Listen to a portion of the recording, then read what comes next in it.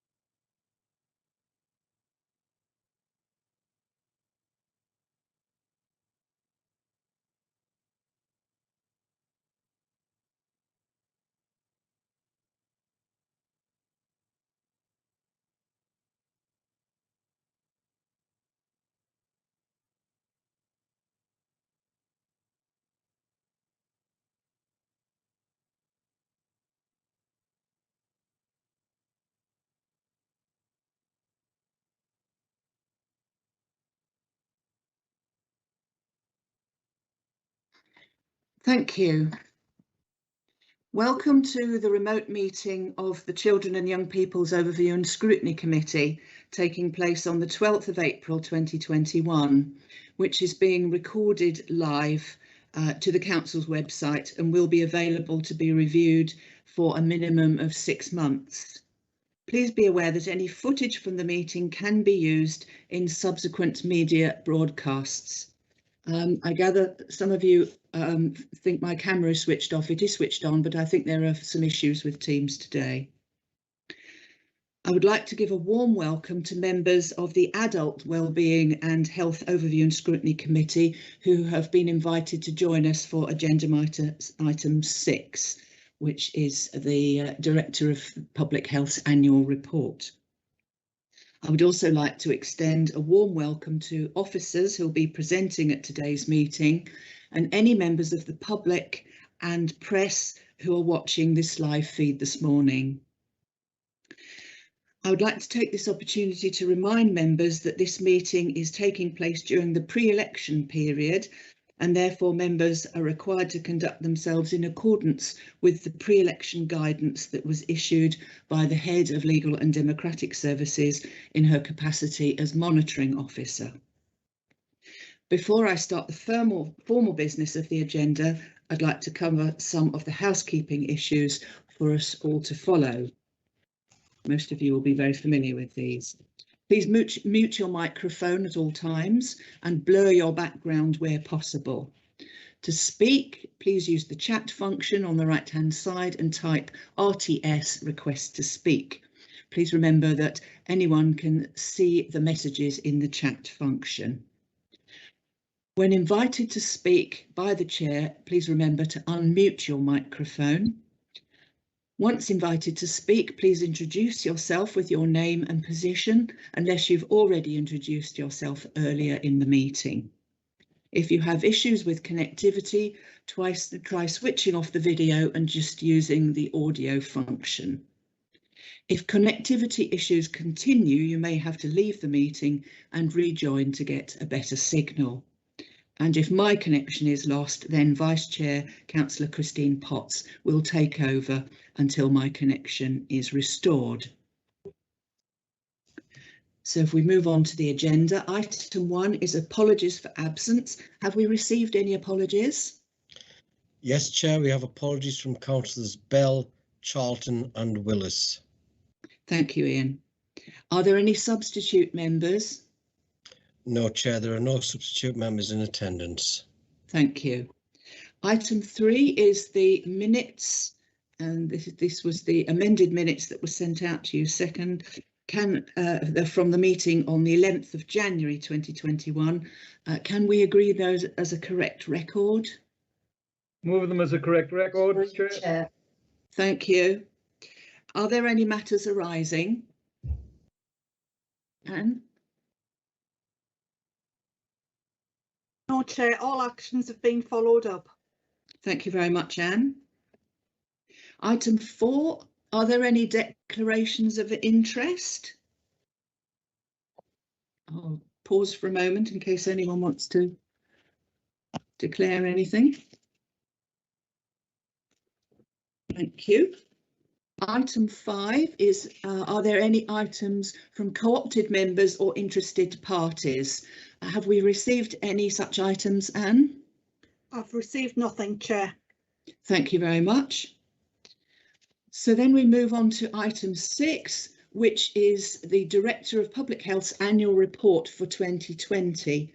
And Amanda Healy, Director of Public Health, will present the report. So over to you, Amanda. Thank you, Chair. Thank you, members, this morning. I'm delighted to be here to present the annual report, and I'll share the presentation. Obviously in the pack there's the full report, and I have a short presentation to share with you this morning. Just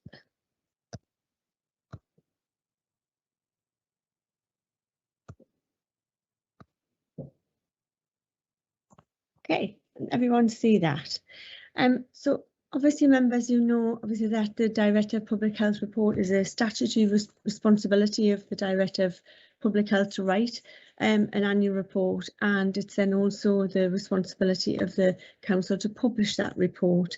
And this is my third annual report as Director of Public Health here in County Durham. And the report follows and continues our engagement with the Taylor family and their community. And I think this year in particular, that kind of healthy lives and healthier communities has been so poignant given the impact of COVID-19. And while the report, and I'll go through some of the work that we've done in relation to COVID-19, has been so important and has had such an impact on everyone's lives, either directly or indirectly. It's also been really important to continue to share some of the other work that's taken place, the priorities, and obviously the recommendations that I'm held to account for over the course of the year. And the other purpose of the Director of Public Health report is also to update in relation to the health and well-being of our local population. And I think we're very fortunate here in County Durham that we have a one place now in terms of Durham Insight that does provide that key website for anyone, members of the public, elected members, professionals to go to really ensure that we have that one version of the truth. And I think that has been particularly important in the last year during COVID. And we do have a very dedicated landing page, and we've had dedicated sessions with elected members in particular to host COVID, which is our public dashboard, and that's continually updated. And most recently we've added a vaccination page to that dashboard, as well as obviously our hospital admissions and cases from COVID, and right down to small areas. So I think that's been a really important development in the last year. But as well as data on the website, there's also more in-depth pieces of work, and one of those is one of our health needs assessment for our children with special education needs and disabilities, which is also on the agenda this morning. So a really one place with truth and more in-depth work that takes place. And we know, obviously, in County Durham that we do have significant challenges in relation to our health inequalities and differences across the county, and many of those have been exacerbated due to COVID. However, we also have a really, really rich array of assets, and that includes some of our kind of space and our geographical assets, our businesses, but also our communities. And that has really come to the fore in relation to COVID, but also the services that we have, and that they all combine. And if we can build on our assets, that also means that that becomes more protective and people do get better outcomes. And that's certainly some of the work that's detailed in the report in relation to our approach to wellbeing. which is very much about working with our communities. And we know that if we can work with and empower communities, people do get better outcomes. But that also means that our services have to work with communities, and we need to think about how we start with our communities and build from there. As I said, understandably and obviously and on an ongoing basis, as we're still within and in the pandemic, and obviously another important day to day in terms of the roadmap for COVID-19, the report that myself, the team and partners have pulled together has concentrated on COVID and the response that we have had to COVID over the last year. Formally, the response to COVID through our local outbreak management plan reports into the Health and Wellbeing Board and has a dedicated engagement part of that, and that's our formal route. However, I obviously wanted to share some of the work that has taken place through and during COVID within the Director of Public Health and report.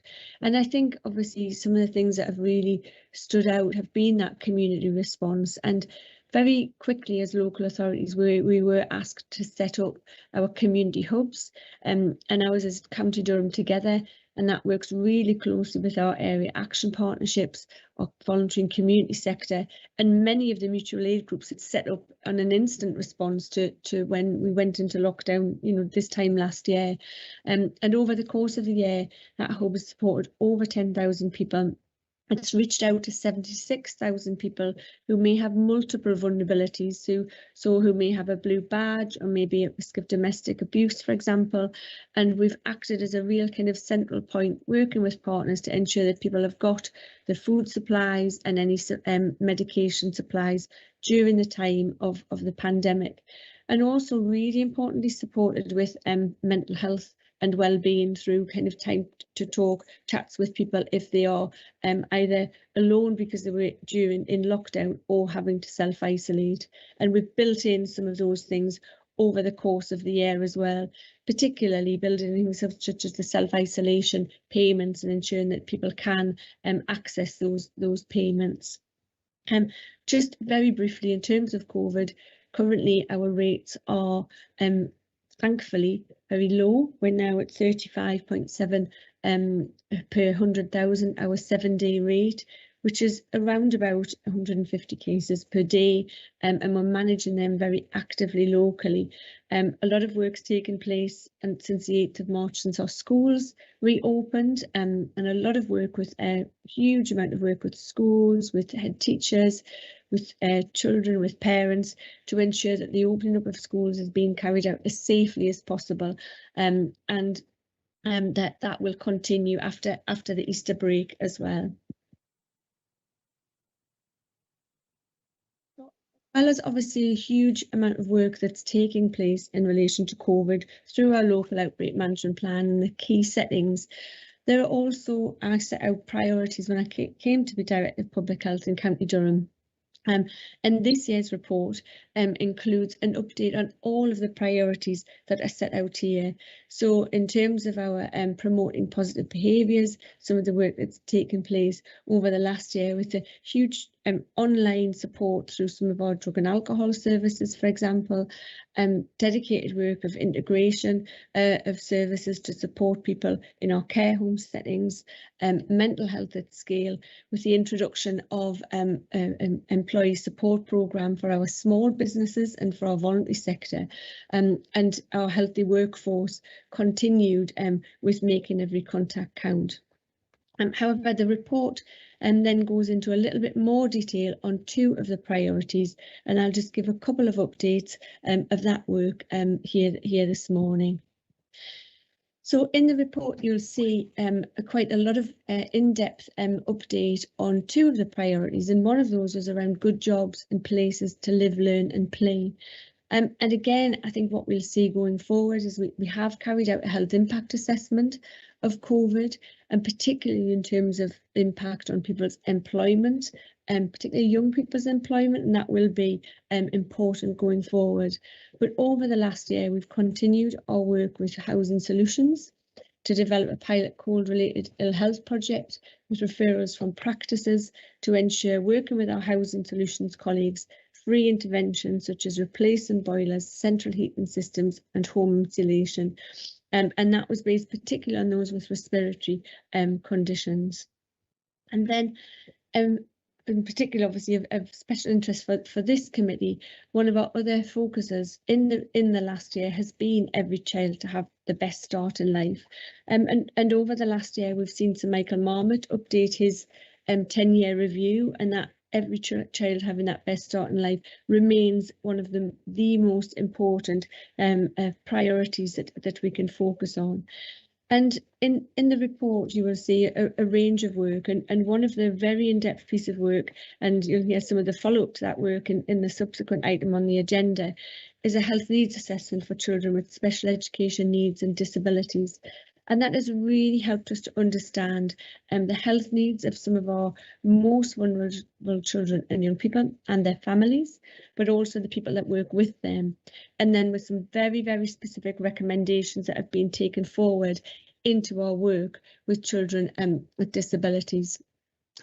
However, another couple of areas of work that we have carried out over the course of the pandemic has been some dedicated work with our pregnant women and trying to support them to stop smoking. Again, very challenging times in terms of any pregnant mums, and even probably more important to support them to help them to stop smoking.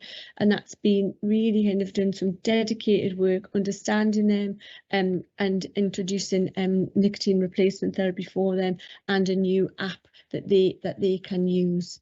So some real achievements, I think, as well over the course of the year. And another one that I just wanted to pull out was working really closely with our schools in relation to an emphasis on mental health within the school setting with our health and wellbeing framework, and this will be built on in the coming year. So we have worked obviously, and for public health's only successful if public health works with other people, and certainly the pandemic has shown how all partners have come together. And this is just a couple of examples of the work that's taken place, as I mentioned, in relation to the warmer homes and housing solutions team. So ensuring that people have got central heating, probably needed today given the temperatures today, but also working closely with the community action team so that we can really understand not just the health issues, but some of the housing and environmental issues really at local level, and making best use of resources.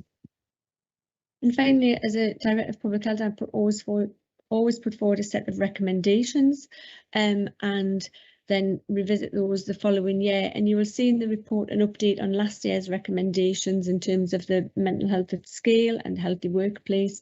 But for this year's report, in terms of the two key priority areas, we really want to focus on that kind of good jobs and places to live, learn and play. And we'll be revisiting our work on hot food takeaways. There's been a huge shift in the pandemic in terms of kind of online, and we'll be working with planning colleagues to look at that. And then certainly in terms of our every child having that best start in life, we'll be looking and are working currently with our schools and with our head teachers in our health and wellbeing framework. And then again, really trying to increase the number of businesses and venues that have signed up to the breastfeeding accreditation scheme. That was just starting to gain some real traction before the pandemic hit, and we will be picking that up again and look forward to really increasing businesses' involvement with breastfeeding. And so, Chair, I think obviously the recommendation in the report is for this committee and the Adults Committee to receive the Director of Public Health annual report. And I hope you found the presentation useful. And obviously there's further detail in the report, and we're starting the work on this year's report now too. So thank you, Chair. Thank you very much, Amanda. Does anyone have any questions or comments for Amanda after her presentation? I'll leave a moment for you to indicate.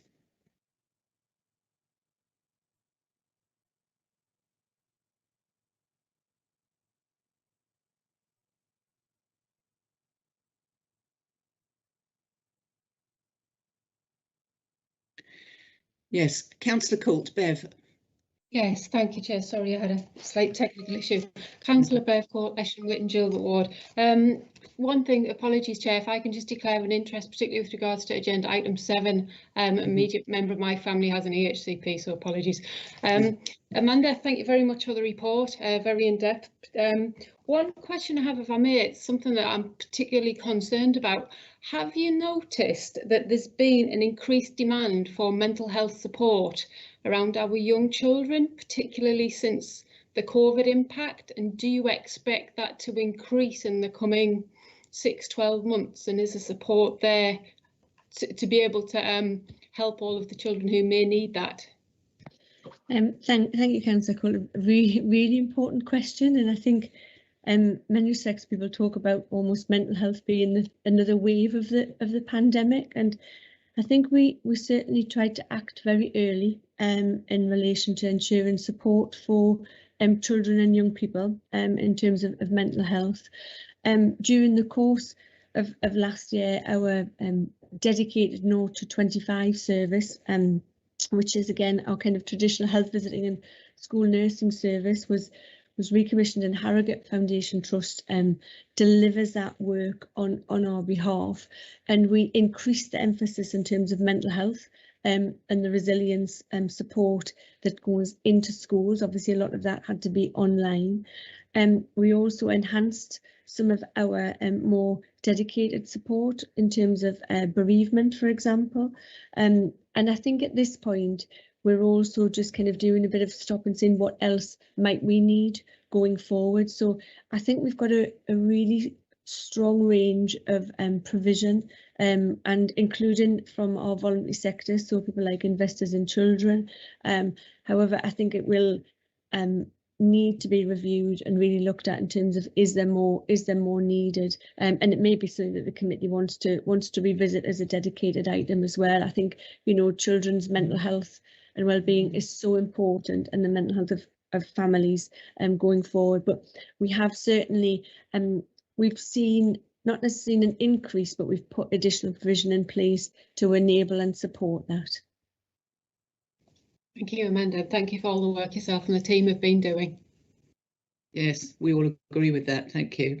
Councillor Jewell. Yes, thanks. It's not a question, Amanda. I'd just like to say thank you for that report. It really does clarify a lot of things for us. I'd like to move acceptance of the report, Councillor Smith, and also I think we can extend our gratitude to Amanda for the hard work which she has done throughout this very difficult situation. It has been good to see how Amanda has worked so hard and tirelessly in order to keep us all safe. And we thank you for that, Amanda. Yes, I think we all agree with that. Thank you. One more question from Ms. Bruton. Hi, yeah, my name's Jo Bruton, I'm a head teacher at St Michael's School at Esh. I'm just very interested in Councillor Court's point there, and Amanda, as a head teacher of a primary school, I can definitely say there's been an increase in children's mental health issues. We are quite a small school with a small staff, and in each class the support staff are supporting children individually with their mental health. I think there's a big waiting list for CAMS, so I think the alternative routes you were discussing there, I think that would be useful, putting that out to schools, because it might have been sent in the past, but it's been a very challenging time for us all. And so I think if there was some information that went out to schools, especially primary schools where we don't have counsellors, we don't have the facility for that, so it's our staff that are doing that, I think that would be really useful, something to go out to let us know what else is available. Yes, thank you, Joan. Thank you. Did you want to reply, Amanda? Yeah, thank you. I mean, I do think, you know, and it's going to be a really important time, and one of my senior staff's doing some work this week with primary heads, particularly focused at this point on the response to COVID and what's in place in schools. But I think as we develop that kind of framework for well-being, really understanding the impact of mental health and well-being in primary schools will be really important. And I'll take that back in terms of ensuring that we get the information of what's available now, out to you all. So thank you for that. That's a really helpful update, and I know that you get a weekly communication through Jim Murray, who's our new head of education. So we'll include information in that, but I'll take that away and ensure that we get that clear and what we've got available, and then start to work with you all at the primary school level to ensure that's been received and people know what's there. Thank you for that. Thank you. Thank you. Thanks, Amanda. And one final question from Councillor Hopper. Chair, it was to echo Councillor Jewell's words and to second accepting the report. Thank you. Thank you. So we received the report, and we've offered our thanks to Amanda for all the work that her and her team have been doing. So thank you very much. So if we move on now to item 7, which is an overview of Special Educational Needs and Disabilities Service, and Paul Shadforth, who's the Strategic Manager for Special Educational Needs and Disabilities Strategy and Assessment. It's quite a title, Paul. And Janet Crawford, the Strategic Manager for Specialist Inclusion Support, are going to present their report. So over to you, Paul and Janet. Thank you, Chair, and thank you, Committee, for the opportunity to speak to you. We've sent a report through to Committee, a full report, but similar to Amanda, what we've done is we've just tried to summarise a few points in a presentation for you this morning. And I'll run through the start of that presentation, and then Janet, my colleague Janet Crawford, will come over and finish the presentation and just talk in a little bit more detail, and then leave open to questions. So I'm sharing my screen. I'm hoping that all can see. Yes. I've had a couple of nods. That's great. Yeah. Thank you. Just make sure it transfers over now. Okay, so what we wanted to cover here is just a quick introduction to special educational needs. Make sure we're all on the same page and we're talking about the same thing. Just go through a couple of key data points in terms of explaining SEN in County Durham and how we compare in some areas to other areas of the country. Talk a little bit about pressures in the system, and then look at confidence in the mainstream offer and look at what we're doing as well around confidence in the mainstream offer. Look at what the challenges are, look at what the strengths are as well. When we talk about mainstream offer, we're talking about the school and the education offer there for young people, and then just talk about our next steps as well. So firstly, just to go through an introduction in terms of special educational needs. Special educational needs, as we refer to, is defined in the SEN Code of Practice. That's part of the 2014 Children and Families Act as well. And it's just to make sure that we're clear on that. There are often some discrepancies around disability and illness, etc. But in this purpose, we're talking very much about special educational needs as defined in the Children and Families Act. And the Act defines a SEN as in that second bullet point there. So if a young person has a learning difficulty or a disability, that means that there will be special educational provision needed for those young people as well. When we're talking about special educational needs, special educational provision, we're not necessarily talking about special schools. What we're talking about is just anything that's additional to or different from a normal schooling offer and education offer. SEN can be met in a number of different ways, and County Durham's no different to anywhere else in the country. So this can be met from support within a school setting, within a school or a college's own resources. It can be support from other agencies as well, so this could be outside help and advice and guidance in there, and some modelling of practices as well. It can be through additional resources, and the committee will be aware of the high needs funding block that the council manages. And part of that as well, particularly in our mainstream offer, would be top-up funding, and it's quite often referred to within the county. And in some instances, the council will be involved and will be engaged in developing an educational healthcare plan, which is a coordinated needs assessment of a young person, but not in every instance, and I'll talk a little bit more about that in the presentation. So, SEN in County Durham, we have just over 13,000 young people with a recognised special educational need. And when we talk about young people, we're talking about the ages of 0 through to 25. That changed in 2014, and it changed from what was a 5 to 19 offer. It's now 0 to 25. So we do pick up special educational needs in the earliest of years, and actually we see young people's special educational needs through right until the 25th year. There are just over 12,000 young people with in school age with special educational needs, And those needs we tend to look at in all sorts of different descriptors, but we look at primary needs, and we would see that the majority of primary needs are in County Durham are autism, moderate learning difficulties, or social, emotional, mental health needs. That gives you a bit of an understanding of that, but it never quite describes it when you look at a single need. It's not unusual for a young person to have moderate learning difficulties with an autism and some social, emotional, mental health needs. So sometimes it can be a combination of all of those things, but we look at a primary need, and that helps us in some instances describe our population. How we understand and meet those needs, I referred to earlier on the educational healthcare plan for some young people, but in the majority of instances, schools will identify special educational needs, put an assessment in place, and meet those needs just within their own provision. That's called SEND support. So a young person would have their needs recognised in a SEND support plan, and the school will put provision in. We have 9,700 young people with SEND support plans in school at the moment in County Durham. And we also have 3,600 young people, or just slightly more than that, with an educational healthcare plan. So you can see the vast majority of young people with SEN have their needs recognised and met within school. But actually, in some instances, the council and services, education, health and care services, combine together and produce the educational healthcare plan. What we are seeing particularly are the increases in the system. So overall, since 2016, and the reason we put our benchmark in 2016 is we gave the SEND reforms a year or two to really embed within the county, and then said, okay, that's roughly where we would expect to be. So 2016 is an important day for us in County Durham.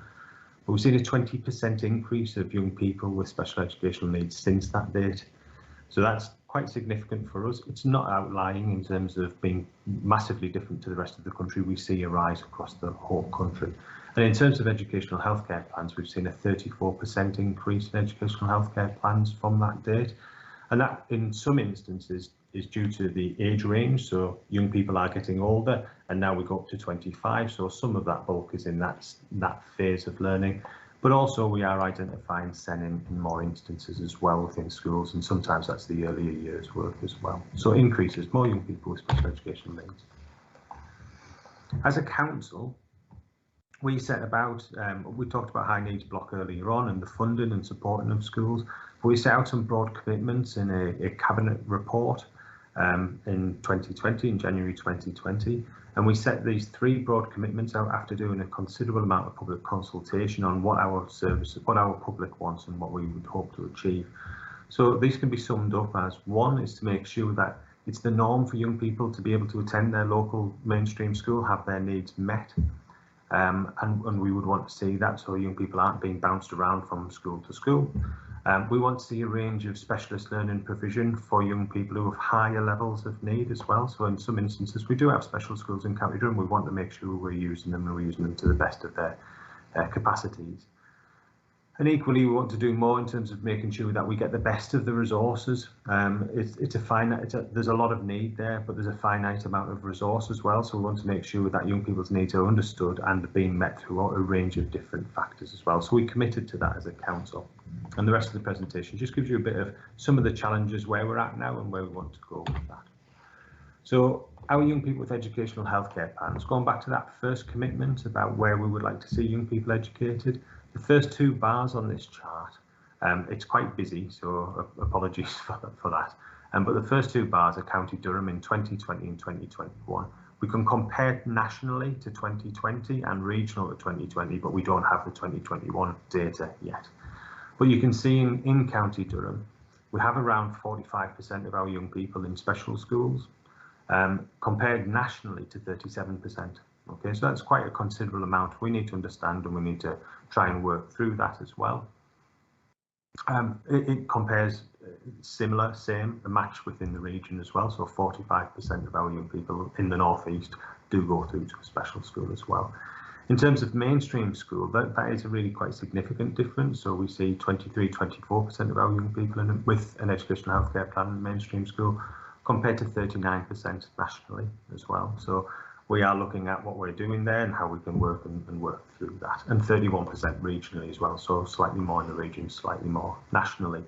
And we do have more young people in post-16 education and further education, which is a real achievement and something we should be proud of in County Durham. It means that they're continuing, they've got good pathways through into adulthood and into further education and learning. And what we can see, although it's only minor, it's the bottom bar on those two charts for us, is we're seeing a reduction in young people being educated elsewhere. And when we're talking about educated elsewhere, that's the private independent sector. So actually we're using our special schools more, and we're investing within our own systems as well. So that's the difference between us in 2020 and 2021. And you can see that in England and in the North East, that other is used quite a bit more than in County Durham as well. So small numbers, but big differences with those young people. I wanted just to bring the attention as well and really sort of qualify some of this information as well when we go through here. And this is around the where young people in terms of age phase are educated as well, and whether they're in a mainstream school or whether they're in a special school. So in the primary age phase, you see around a 50-50 balance there. So you see 50% of our young people with educational healthcare plans in a primary school setting. Well, it's quite difficult to see this just in stark age phases. So what you'll see is that in the earlier phases, so reception, year 1, year 2, it's probably higher than that, but then young people move through into special school as they go through their journey. But by the time we get into secondary school and look there, we're looking at 24% to 73%. So really quite a significant difference. That's not too different to what happens nationally. It's not an unusual trend for that to happen. You can understand why that might be the case. There's different curriculum, different demands as well on the young people as well. But it gives you a bit of a sense in terms of that mainstream offer and how that's being used within County Durham. So I'm going to hand over now to my colleague Janet, and Janet's going to talk about some of the work we're doing to achieve those council's commitments that we mentioned earlier. Thank you, Paul. For the next slide, and I think you'll see from some of the following slides, there's a clear linkage with some of the points that were picked up and mentioned by the Director of Public Health. I'm going to start by talking a little bit about social and emotional mental health and wellbeing, and clearly it's a priority area for us locally as it is nationally, and we'll see a lot of interest in promoting good mental health in the media as well as with celebrities. And I think that's been particularly sharpened over the period of COVID.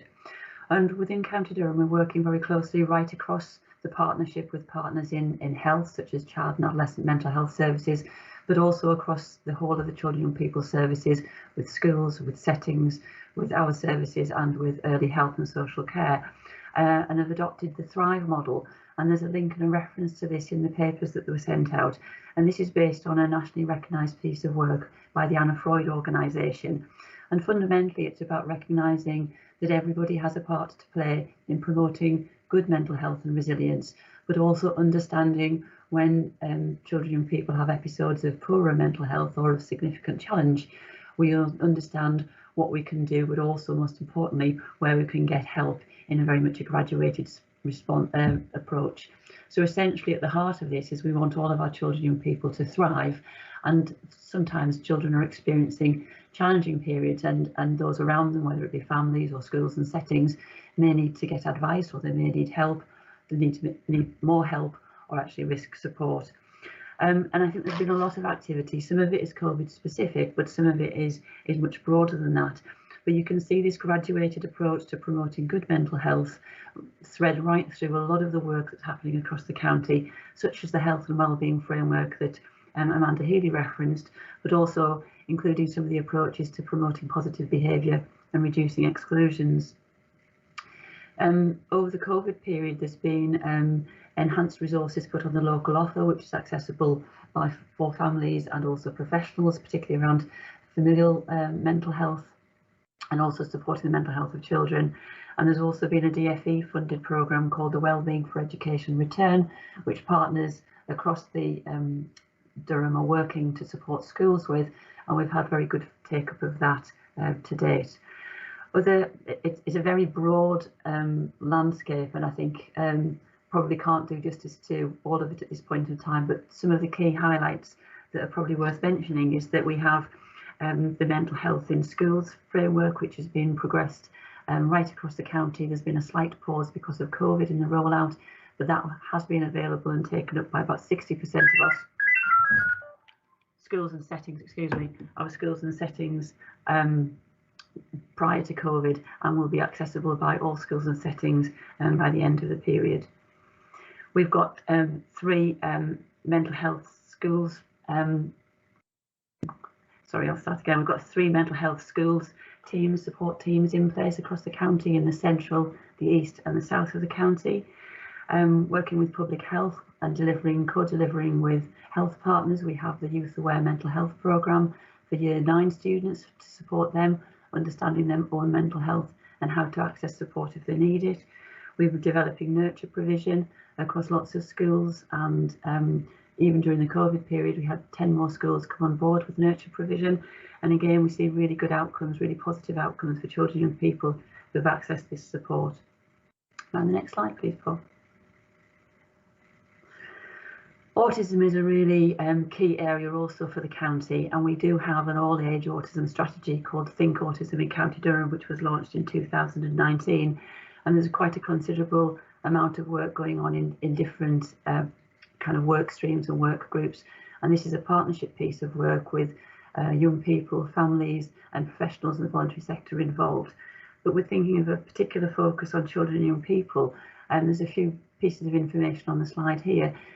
The Teesnest and Weir Valley Health Service operate the diagnostic process for autism, and the waiting times reduced massively just prior to the COVID period from 24 months to 12 weeks, which was an incredible feat.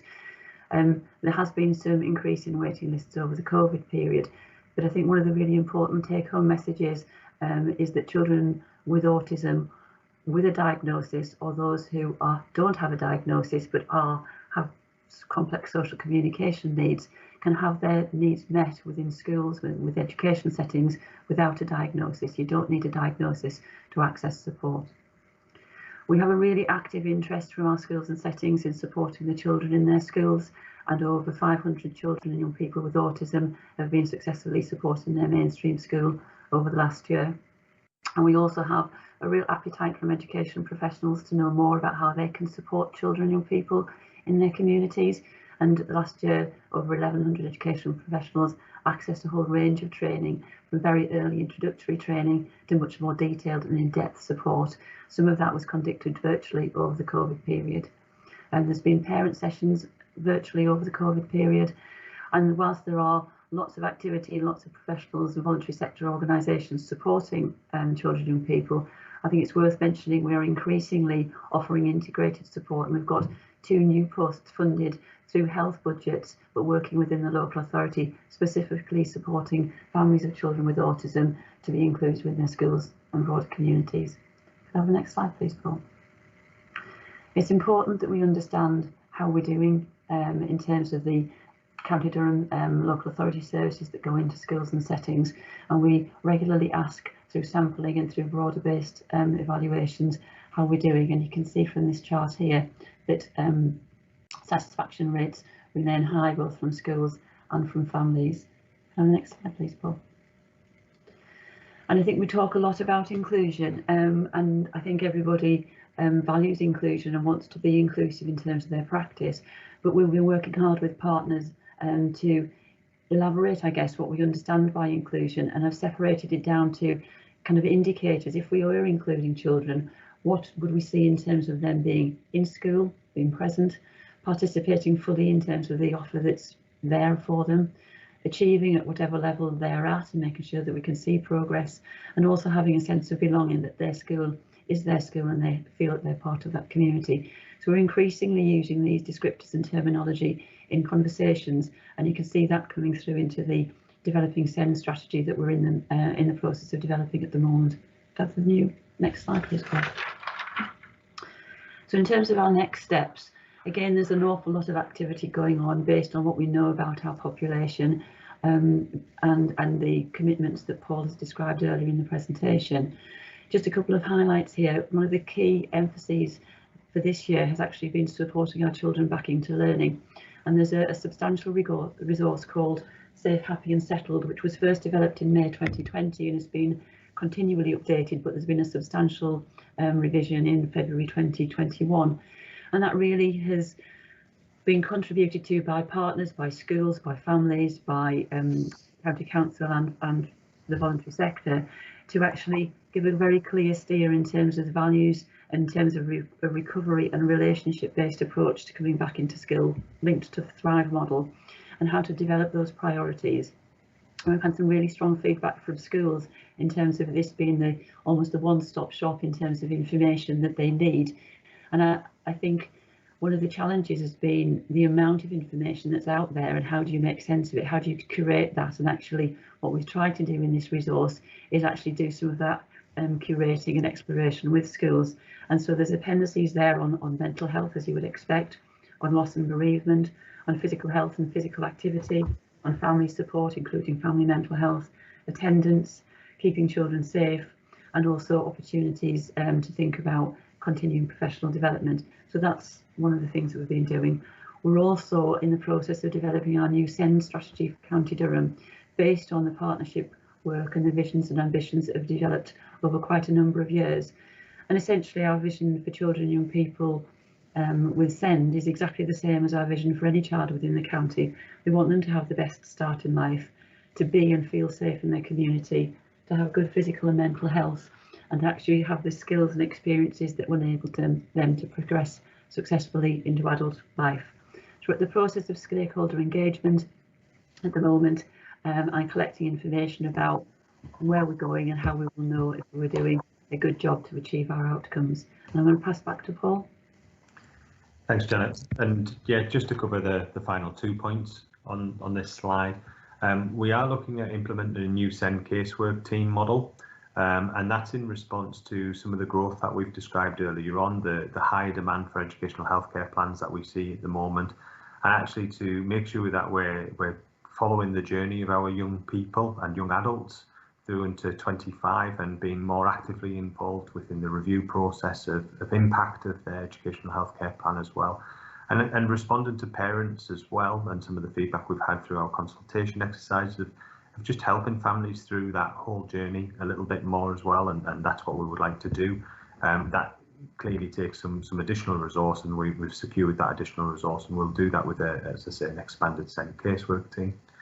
And what we will continue to do as well over the period is our transformation work on the high needs block, which we've reported through to council and we've reported through to Overview and Scrutiny in the past as well.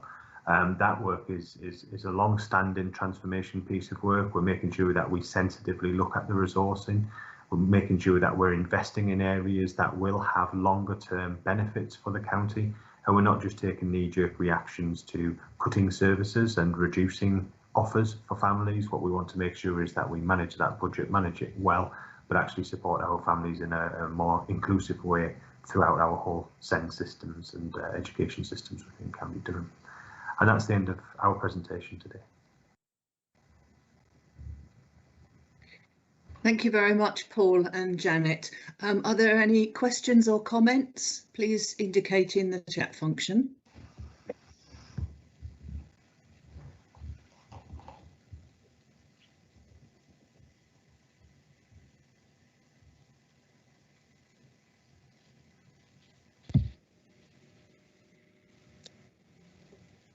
Yes, Councillor Coult. Thank you, Chair. Thank you, Paul, and thank you, Janet, for the report. Just one quick point, if I may pick up on, Janet. You mentioned that to get access to some of the support, there doesn't need to be a diagnosis. Is that, sorry, I apologise if that's something I've missed before, is that something that schools already know about across all levels, or is that advertised? How? I think it's always been the case, and I think the Special Needs Code of Practice is very clear. It's about presenting needs rather than diagnosis. I think families often find the diagnostic process helpful in clarification around kind of, you know, what is it that's going on for my child or young person. So I think it is out there. I think we always have those conversations and reinforce that point.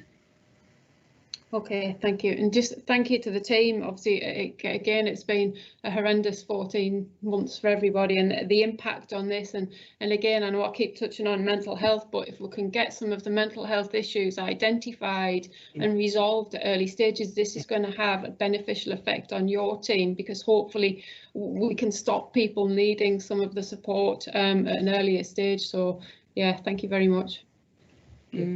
Yes, thank you, Bev. Quite agree. Any other comments or questions?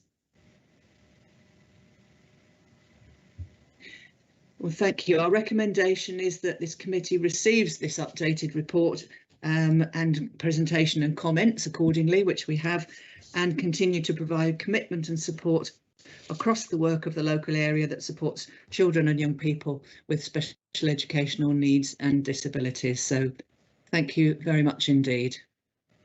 Thank you. Thank you. Thank you.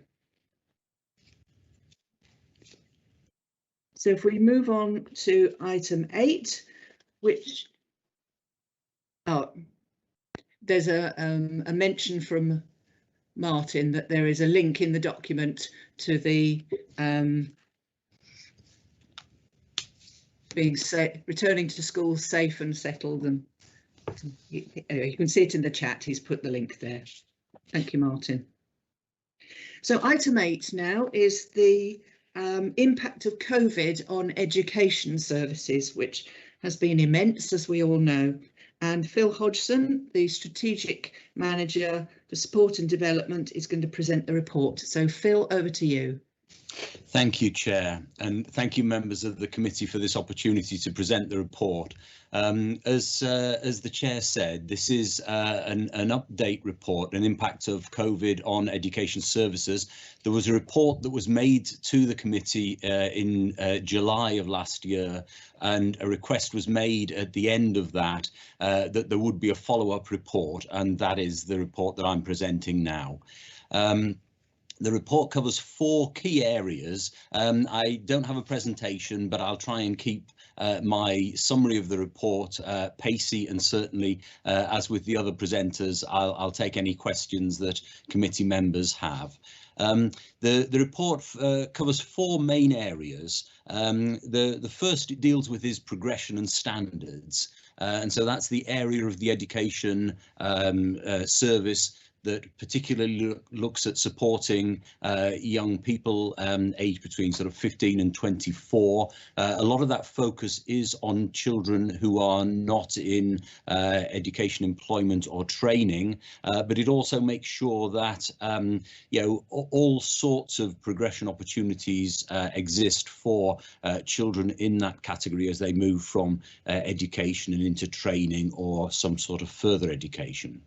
The report comments on the support that's provided through Durham Works, which is one of our sort of main projects for supporting young people aged between 16 and 24. COVID had the impact that the face-to-face support was suspended for a period of time, but has been restarted now and will continue in a controlled way from the 8th of March. What we had replaced that with at the end of last year was online support, and online support will continue because for some of our young people that is an effective way to make sure that they get the support that they need. But we're also hoping to create a new employer engagement team, and that would work with Job Centre Plus and help to develop some new employment hubs. So with the gradual easing of restrictions, we're hoping that we will be able to offer that supports young people more broadly. The Youth Employment Initiative funding continues to be available until December 21st. And the Government's Education, Skills and Funding Agency has committed funding of 10 million, which will help support over 6,000 young people aged between 15 and 24 beyond that point. So some of those young people are currently in schools, but are recognised as being at risk of becoming not in education, employment or training. And so some of the work will focus on supporting them while, as I say, while they are still in schools. And in some cases, it will be about re-engaging young people who have left school and try to get them back into some appropriate training and give them the kind of support necessary to do that. There is also a hope that we have for some further Department of Education funding, and we have an open call out for funding at the moment. So we'll update the committee should that funding request be successful. We're also focusing on support for residents with disabilities, trying to help them to move into employment or training, and that's the Durham Enable project. So we'll continue to work with that. There is funding to operate until December 2023, and the sum 3.6 million is mentioned in the report. We're also identifying job coaches to augment the work of Durham Enable. So in terms of progression and standards, generally speaking, it's been tough. It's obviously been tough on all young people, but perhaps particularly on those young people whose opportunities for moving into some sort of training or employment might have been further hampered by COVID. I think the work of Durham Works, the Youth Employment Initiative funding, and the Durham Enable projects, they're all couldn't be more vital than they are now. But we're continuing to work with that, and the progression and standards work of the education team is being continued. The second part of the report looks at the work of the support and development aspect of the education service. This is where we're providing support and development to all school staff, from head teachers and school leaders through middle leaders right the way down into support staff, and in some cases ancillary staff. The training offer that we were able to provide from March of last year right the way through to now has been significant. Initially, it was everything moved online, and we offered the training free in the same way that a lot of our national competitors were also providing free training. We've moved from that position now where, although some of the training is still free, and that's appropriate, we are charging for some of our support and development training as we previously had done, and that's helping to restore some of the income that the support and development team requires in order to do the wide range of work that it currently engages with. But at the same time, we have lost income during the COVID period from the hire of some of our training facilities and from some of the income that we make from refreshments and catering in connection with that. So that money will need to be recouped in some sort of way. But as the report suggests, it's unlikely that we will be carrying out as much face-to-face training going forward as we did pre-COVID, because our I would call it our agile movement onto an online forum for much of our training has been welcomed by many of the schools and academies that we work with. They recognise that networks online work pretty well. There are other elements of our work that are unlikely to go back into a face-to-face forum, but at the same time we do intend to return to face-to-face training, and school leaders are encouraging us to do that because they recognise the value of some of that. We've offered some new training opportunities, for instance our head teacher roundtables, which are free to schools. Those in line with what the two previous reports covered, the importance of the well-being of the school workforce. I think our head teacher roundtables have been recognised as being really valuable ways of bringing head teachers together and enabling them to talk, broker conversations between them around some of the important issues they're facing at the moment. Our contracts have continued to be delivered remotely, and the evaluations for both the contracts and for the training have been tightly monitored during this time and remain very, very positive. Our external partnership working has not been interrupted. We still work with the Education Endowment Foundation on specific projects. We are working with a Teacher Development Trust. I mean, these are very large national and influential bodies. We work with Durham University and other of our local universities. And just as an example, and this is mentioned in the report, we are engaged with the World Creativity and Innovation Week, which is based in the University of Miami, but is a global week-long celebration of the innovation of people in education. And Durham schools and Durham school pupils and school leaders are being highlighted in a series of videos and some live streaming, which is happening between the 15th of April and the 21st of April. We've also secured some additional funding for schools, including funding to support some portable hand washing facilities and to cover unplanned COVID costs that schools have had to carry as a burden. We've also managed to secure some funding for any additional costs in terms of making sure that the remote education during COVID has been available. So where schools have had to buy additional materials and laptops, or where they've actually had to work with connectivity problems, we've been able to provide them with funding for that. The third part of the report deals with the early years advice and support. We've never had a better engagement, I think, with our early years sector, with the private and voluntary sector, and also with our other childcare settings, childminders. You know, we've always had good relationships with them, but I think that particular group has recognised the value of the local authority as being a place where they can come and get support for all sorts of questions that they've had. We've enabled provider support sessions by working with Business Durham. That's enabled some of our providers to access recovery grants and to seek business support. And the online training has continued. So we're recognising the importance of training for the early years sector.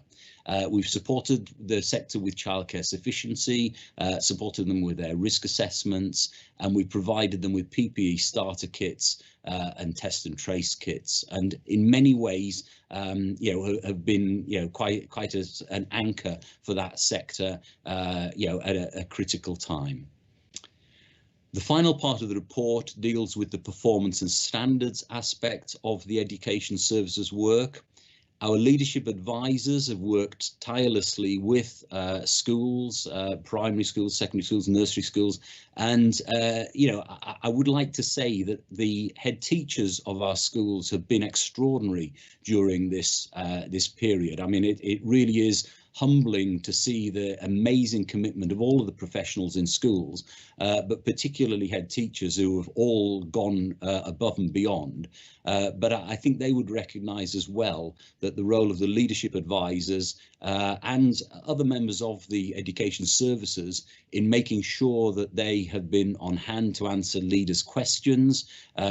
We've got leadership advisors working right the way through weekends because COVID doesn't rest, and we've I think provided within Durham for our schools a real gold standard support service, which we know, because we support schools in other local authorities, has not been matched nationally in every case.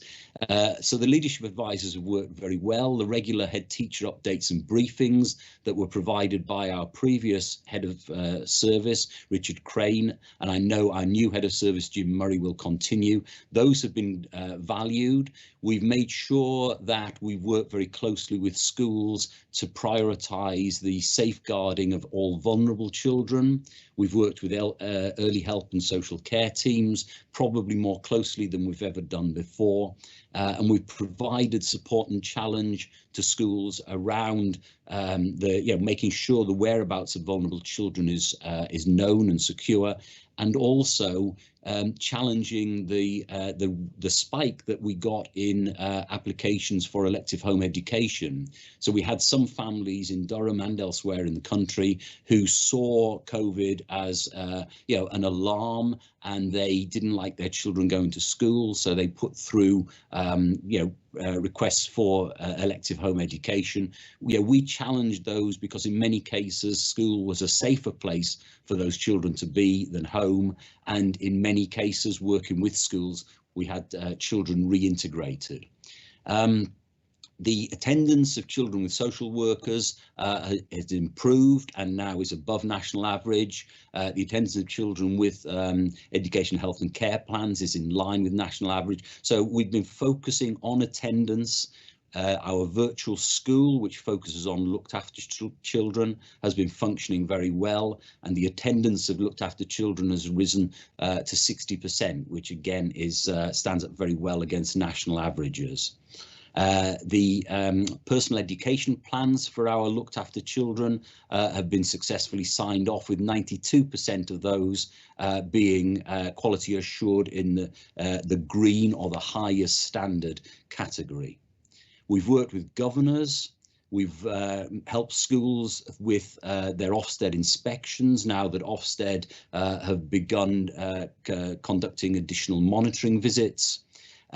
We've worked with public health in terms of providing capacity with the duty rota, and again we have staff within education who are regularly responding to schools who are submitting COVID case notifications. We provide significant support to schools in implementing the lateral flow device testing, and many of our officers working with colleagues from the leisure services were instrumental in making that process so smooth and successful.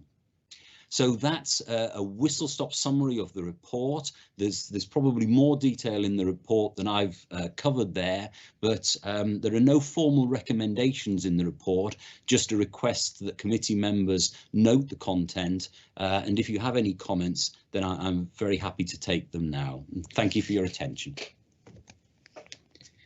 Thank you very much, Phil. There was a lot in that report. Does anyone have questions or comments for Phil, please?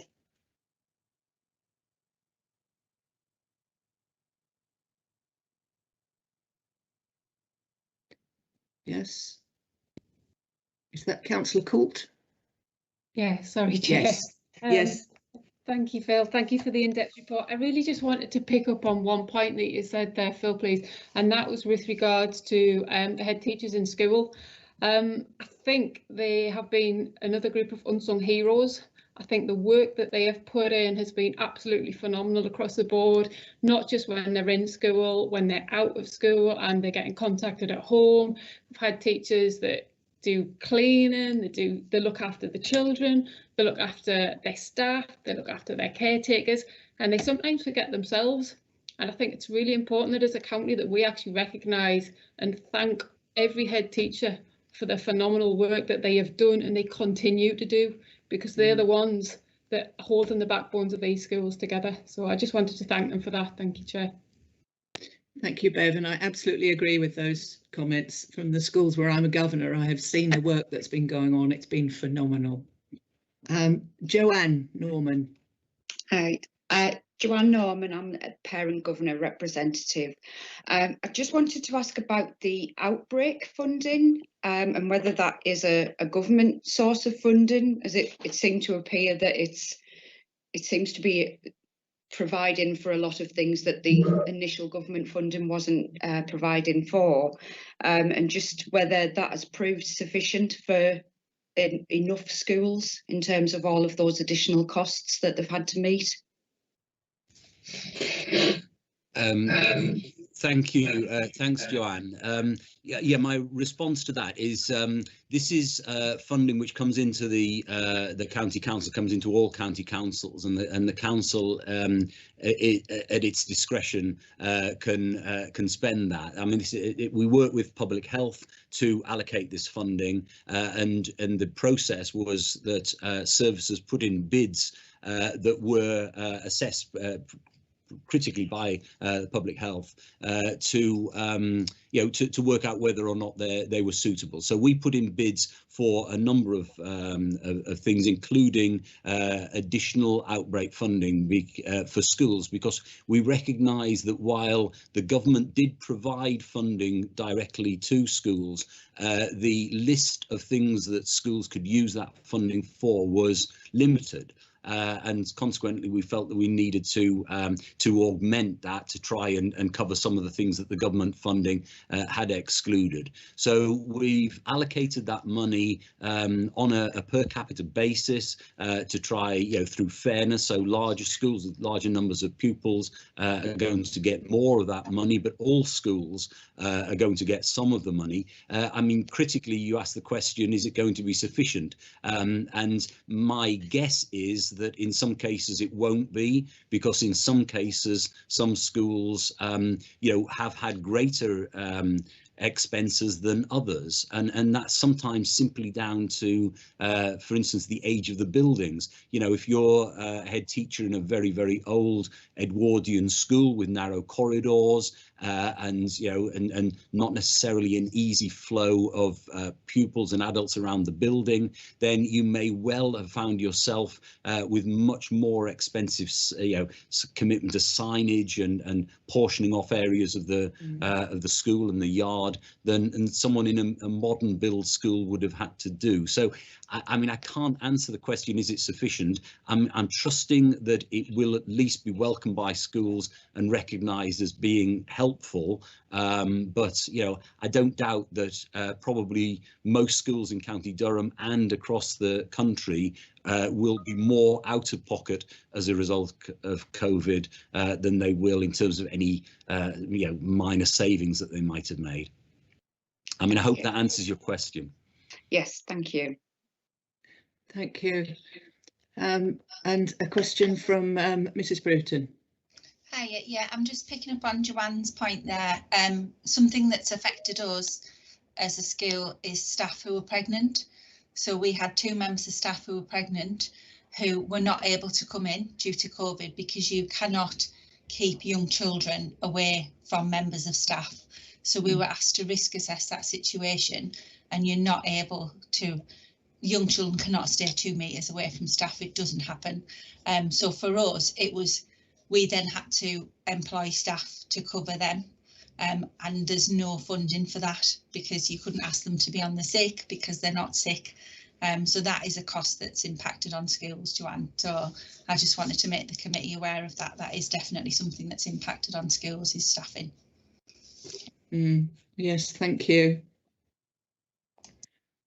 Any further questions or comments? Thank you. So the recommendation is that we note and comment on the content of the report. So thank you very much, Phil, and please convey our thanks to all the schools that you're in contact with for the wonderful work that they've been doing to support children through this difficult time. Thank you, Chair. I will certainly do that. Thank you, members of the committee. Thank you. So if we move on then to item 9, which is the Q3 2020-21 Performance Management Report, and Stephen Tracy, Corporate Equality and Strategy Manager, is going to present the report. Over to you, Stephen. Thank you, Chair. Good morning, everyone. I've got a usual quarterly report that I'll go through. I'll pull out a few key points and then we'll discuss any questions or queries following as best we can. As you may be aware by now, the performance report is structured around the 3 key vision outcomes around more and better jobs, long and independent lives, and the safer elements of the connected communities. It's a kind of a structured look at performance across our key priority areas over the next few years. The key points as we see them are as follows: that we have an early indication that the number of children eligible for free school meals is increasing. There was an interim school census done in October, which has been followed up in January, which does show that the proportion of children claiming free school meals is increasing. We use this in two ways, as obviously to gauge the amount of support and food poverty issues amongst school children in our communities, but also as a proxy for child poverty generally, because we know these have big contextual issues for other children's services in terms of the social impacts of poverty. So this is a concern that's likely to be a direct impact of COVID, specifically the lockdowns and the increase of unemployment generally. We've also seen a slight increase in the number of children in need compared to last year. It is only a small increase, but it is something that we'll continue to monitor over the coming months. There will still be support available from Durham Works to the 16 to 24 age group, which will continue, and as I think as Phil neatly outlined, there is lots of work in this area to support young people into further education and into work where appropriate. I'm moving on in terms of our long and independent lives areas. We have seen a continuation of some of the stronger outcomes from our Stronger Families programme. We continued target at Q3, and progress has continued since, and we expect to hit our targets for March at the end of the year. So progress generally across that programme is positive. Some of the other outcomes around health and well-being, around childhood obesity, some of our longer term priorities has not really shown that much improvement. It is, though, going to be a key objective of the joint health and wellbeing strategy. So they'll be looking at new ways that we can make some progress against this area. And moving on into the safer areas, what we've seen over the last year is quite a significant impact in the reduction of the number of referrals into children's social care. But counterintuitively, perhaps, we've seen the overall number of cases within children's services actually increase. And this is partly because of the difficulty that certain social care cases have had in actually being closed off and completing their programme of work and completing all the actions that are in there. And this might be because certain services have been unavailable during lockdown for face-to-face. This might be about kind of domestic abuse courses and certain face-to-face activities that couldn't be reproduced in a virtual world. So what's that's meant is that although the number of referrals into children's social care and early help has reduced, the actual number of cases overall has increased, leading to caseload pressures in teams. The other aspect of pressure is around our looked after children. We've seen the number of children in care steadily increase over the year, and it's for a similar reason.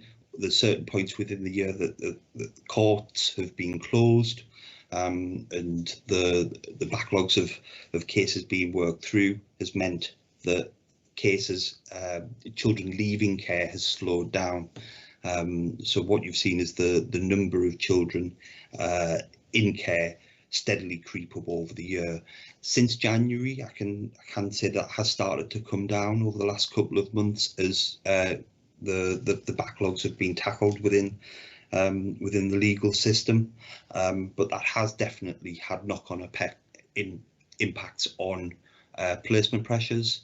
It is a significant cost outlay for the council in terms of getting the appropriate placement for children's needs. The service have responded. They've got recruitment campaigns planned to recruit more in-house foster carers, and also they've recently opened a new residential care home. So, Chair, that was a kind of a whistle-stop cover of your quarterly performance report, and I'll try to answer any questions that members see fit to ask.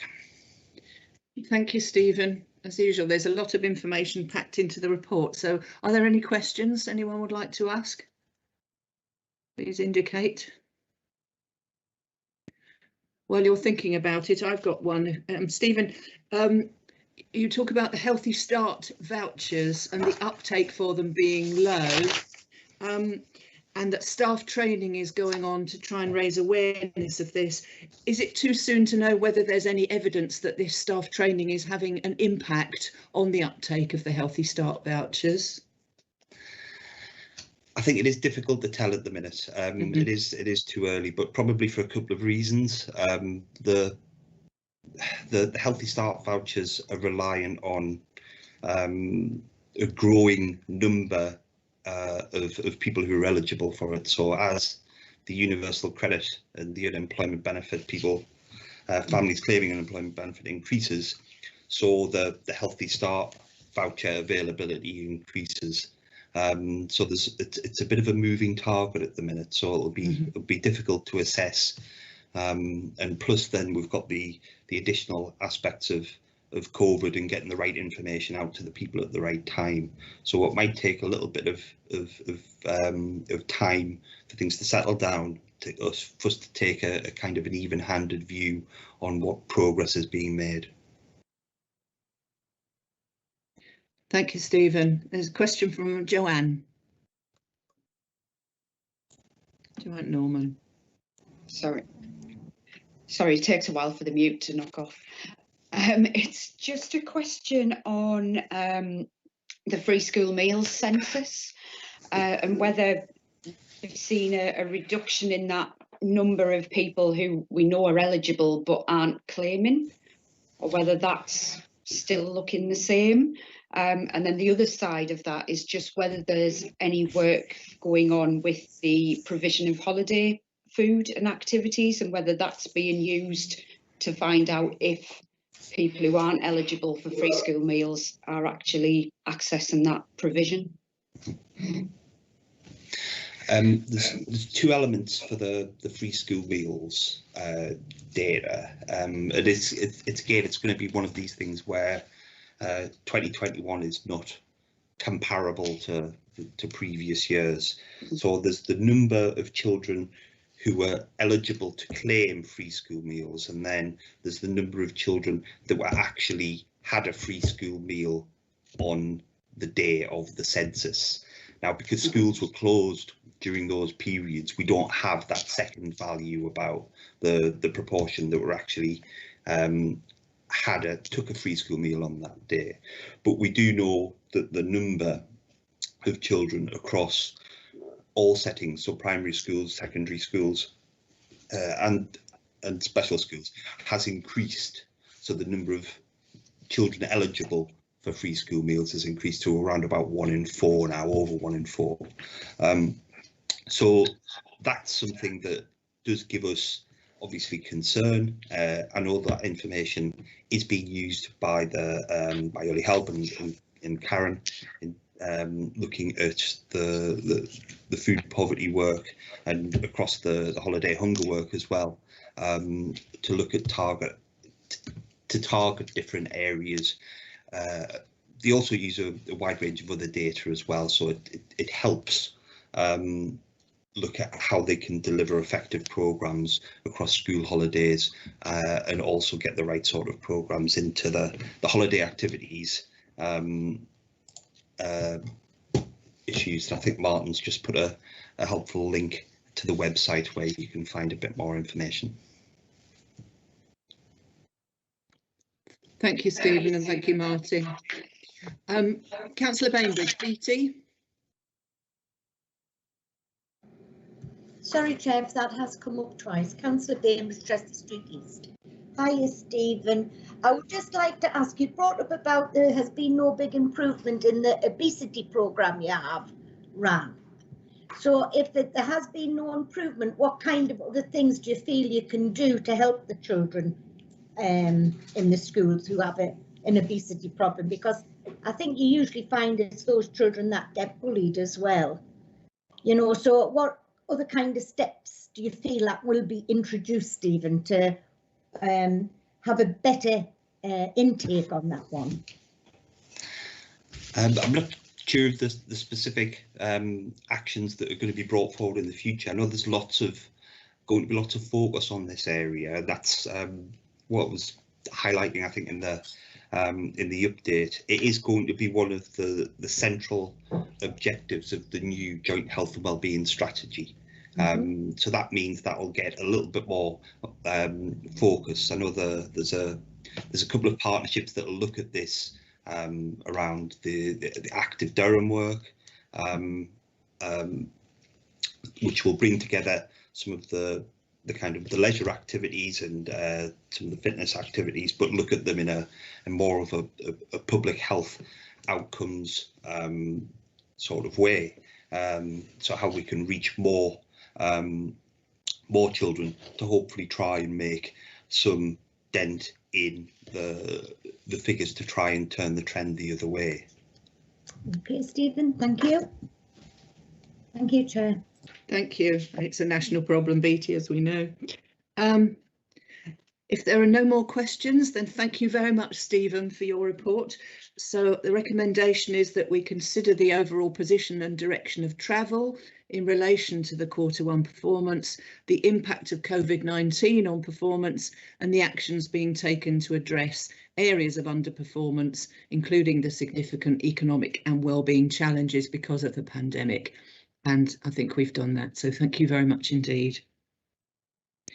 We then move on now to item 10, which is the Q3 of 2020 to 21 forecast of revenue and capital outturn.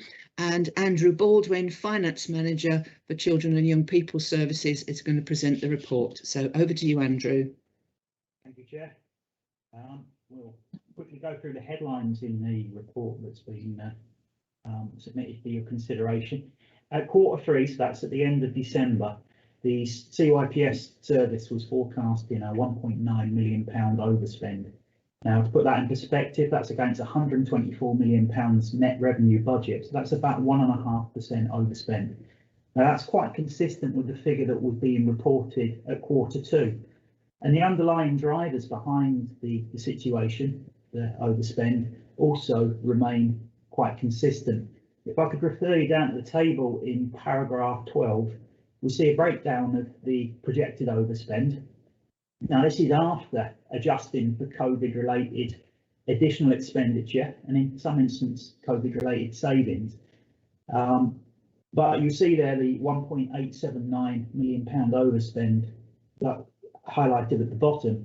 But you'll see that there's been some significant overspends on third-party payments and an under recovery on income and an overspend on transport.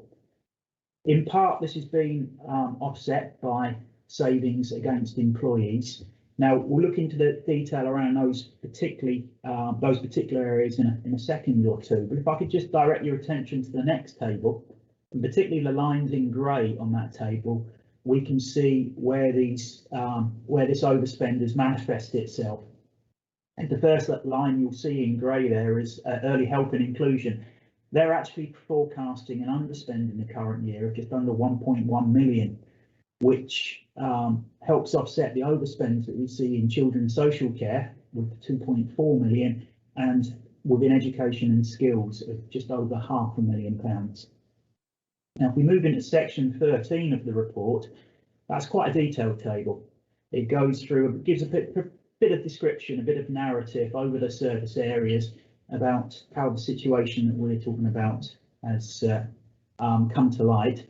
But significant areas I'd like to draw your attention to is we mentioned the employees underspend. Now, there's an underspend on employees in part because the education service it's made MTFP savings that are required for next year early. Now, this has led to an £800,000 non-recurrent saving in the current year.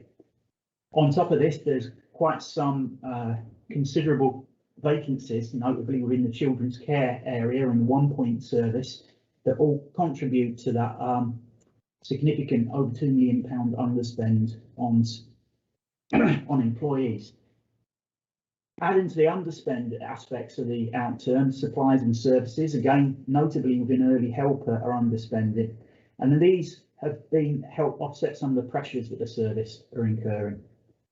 We see an overspend of just over £1 million within the transport area. There's actually a higher overspend projected about £1.4 million within the home to school transport area of the budget. Again, this is a long-standing issue that is partly market driven, partly demographic driven, that's causing concern. Now, in part within the transport area, obviously with the COVID restrictions, has been reduced staff movement, so staff transport costs have mitigated some of that overspend that we've seen on the home to school transport area. Within the children's care arena, we have the ongoing issue of children's care placements. About a £5 million overspend we're reporting. Now that's both on those with a legal status of looked after in our fostering and residential provision, but also with those children who are being looked after under SDOs and CAO arrangements. It's also of note that within that £5 million that we're talking about is around about a £400,000 placement cost within Aycliffe's secure unit. Now, for accounting purposes, if we were referring back to that table in paragraph 12, that would be reflected in the central support and internal recharges section of the table. Other impacts that the services are having to address in the current year and having to cope with is some significant pressure on income. Partly this is because of the COVID restrictions, and that's been reflected, but there's an ongoing change in working practices, which has accelerated, perhaps because of the changes we've had to make to account with the COVID pandemic. But that is having an impact on the SLA income, particularly within the education area of activity. And that's a current piece of work that's been undertaken to understand and get to the bottom of what's driving this and how this can be addressed in the future. So the cumulative effect of all those areas we've spoken about leads to an overspend anticipated at this point at end of Q3 of about £1.9 million, or as we said before, about 1.5% of the net revenue budget. I could draw your attention now down to paragraphs 19 to start to just have a review of the school's position. Now, initially, when the schools set the budget, this is the maintained schools, they plan to use £8 million of their £19 million combined retained reserve to bolster their in-year income to enable them to set a balanced budget. Now, schools are naturally a little bit cautious in setting the budget, and that cautiousness, together with what has been tight budgetary control across the schools, has reduced that forecast need use of reserve down from £8 million down to £2 million at Q3 in our forecast of outturn. Now, at the beginning of the year, there were 8 schools who were unable to set a balanced budget by using either their reserves and their in-year income. So they had to ask for what's referred to as a licence deficit. Now, that was agreed for 8 schools. 3 of those schools have now academised. And if we look down in the table in paragraph 24, we can see the 5 remaining maintained schools that had a licence deficit agreed for them, and how they're actually achieving in relation to the envelope they were given to work within. And we see the top 2 schools in the table are being able to deliver within that, with the bottom 3 schools, Wellfield, Durham Federation and Windleston, struggling a little with to meet the financial target that was set for them. We move on to the next section of the report. We look at other areas of the DSG that has more oversight within the council, and you'll see in the table in paragraph 25 that the overall, those 4 sections, we're looking at about a £1.99 million overspend, but the predominant driver, as I'm sure we're now getting familiar with, is the high needs block element of the delegated DSG, which for the current year is showing about a £1.92 million forecast overspend. Now, the DSG came into the current year with already a deficit position, and so with this increased overspend in the current year, the forecast position at the end of the year is looking to be about £7.7 million overspent, and that's detailed in the table in paragraph 31. Now, there's a 5-year recovery plan that's been approved by Cabinet, and it's been revisited and revised several times, and progress has been reported back to Cabinet that looks to try to address that deficit situation. It's over a 5-year period, because it's obviously quite a substantial sum of money, but the current plan is still to have the deficit in place to be recovered by the 2023-24 year, and hopefully be in a surplus position going forward from that. The final part of the report that we're looking at is the capital position. So that's from paragraph 35 onwards, which shows we have a revised budget for the current year of just under 23 million, of which £12.5 million has actually been spent. So that's the money actually in effect gone out of the door of about 12.5 million. Now that was a position at the end of the 31st of December. Now it's anticipated there'll be considerable amount of work that will be undertaken in the remaining quarter of the year, but also, of course, those actual bills for work that may have happened in the first 3 quarters of the year actually being paid. So we expect to see the actual expenditure increase significantly. If there is an underspend, which probably there will be a request that goes to Cabinet to carry forward these budgets so we can undertake the work that they've been planned against in the capital programme in future years. But that was a very high level, I hope, succinct summary of the report.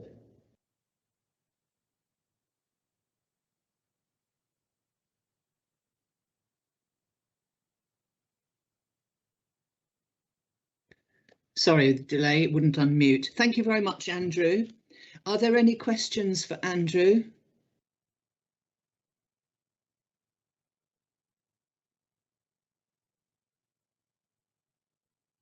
Looks like you're getting away without any today, Andrew. Thank you very much indeed for your report.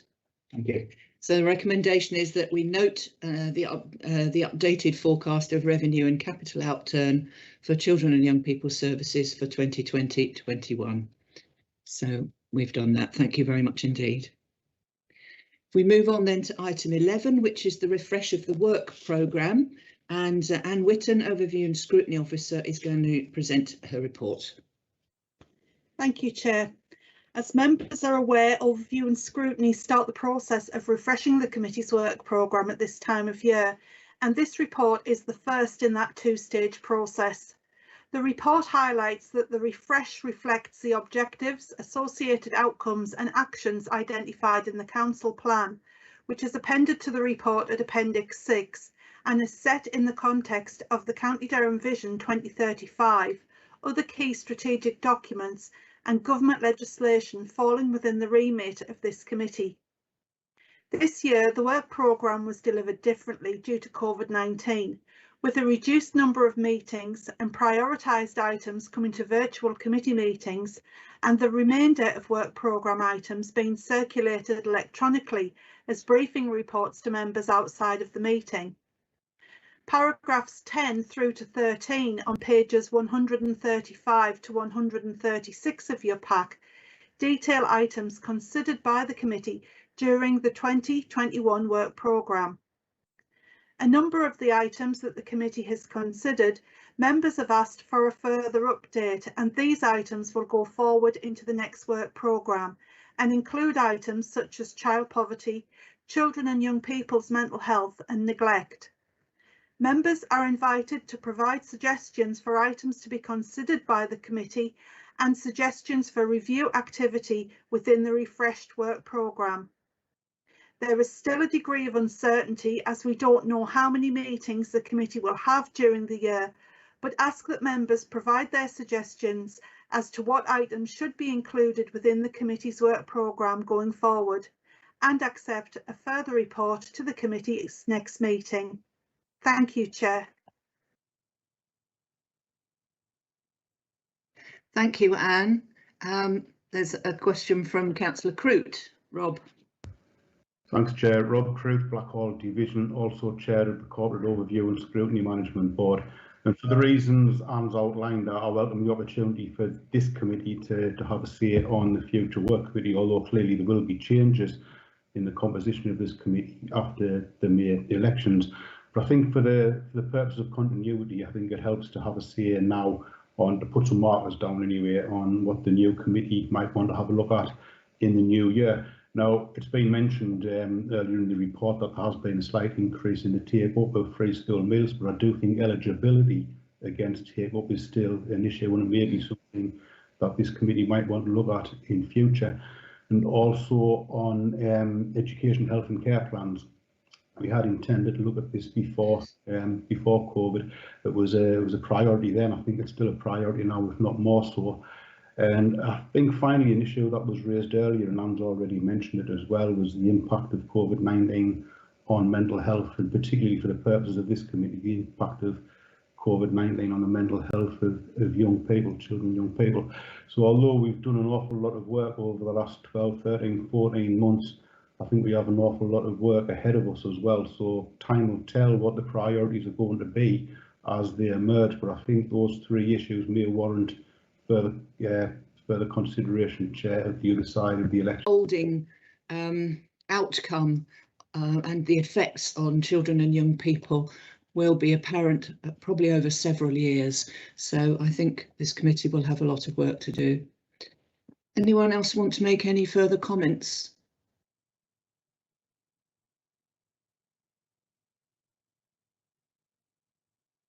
I'm sure ideas will come to you, so by all means email them into Anne and she'll keep a record of all the suggestions for the new committee in May. Thank you. We come on to item 12 now, which is any other business, and there's a couple of items. Joanne Norman, who's been a parent governor representative on this committee, is unfortunately standing down because her school is moving to academy status. So I'd like to give a big thank you to Joanne for her work with the committee, and especially her involvement with the elective home education review. So thank you very much indeed, Joanne. We will miss you. Thank you, Heather. I wasn't expecting that. Thank you. We now have 3 parent governor vacancies on this committee, so the scrutiny officers will be working to try and fill those. And I think many of you will be school governors, so you might want to highlight that these vacancies exist at your next school governor meetings. And the Overview and Scrutiny team are going to promote these vacancies through governor support, and the corporate social media team will also be emailing members to provide general information and asking them to promote the vacancies at school governor meetings. Rob, did you want to comment? Yes, thanks, Chair. It was just to echo your comments about Joanne Norman. She's been a regular contributor to this committee. There's some very good points, so she will be missed. But yeah, I haven't mentioned yet that there are 2 other people leaving this committee, Heather, yourself and Christine Potts as Vice Chair. I don't know if other members of the committee are aware that you're both standing down at the next election. And I want to put on record the thanks on behalf of members of this committee and on behalf of members of the Overview and Scrutiny Management Board, the sterling work you've both done over many years as Chair and Vice Chair of this committee. And it would be remiss of us if we didn't recognise that. So thanks, Heather, thanks, Christine, and I wish you both all the very best in future. Thank you very much, Rob. I was going to say a thank you to everyone on behalf of Christine and me, because as you say, we are standing down at the election, so you'll have a new chair and vice chair, whatever the outcome of the election, after the new committee comes into being. And Christine and I just wanted to say a huge thank you to all of you, particularly to the officers who support this committee and bring their regular reports, Stephen, Andrew, Tom, and the scrutiny staff, and Anne Whitten in particular, who keeps us on the straight and narrow and does a huge amount of work behind the scenes. So thank you very much. And we want to thank all of you members for your valuable contributions, the positive and constructive spirit in which you participate in this committee is extremely refreshing. and it's made it a pleasure to chair this committee for both Christine and me. So we wanted to say a big thank you from both of us. So thank you very much, everybody. Thank you. And so that ends our formal business for the meeting, and thank you very much for participating in the virtual meeting.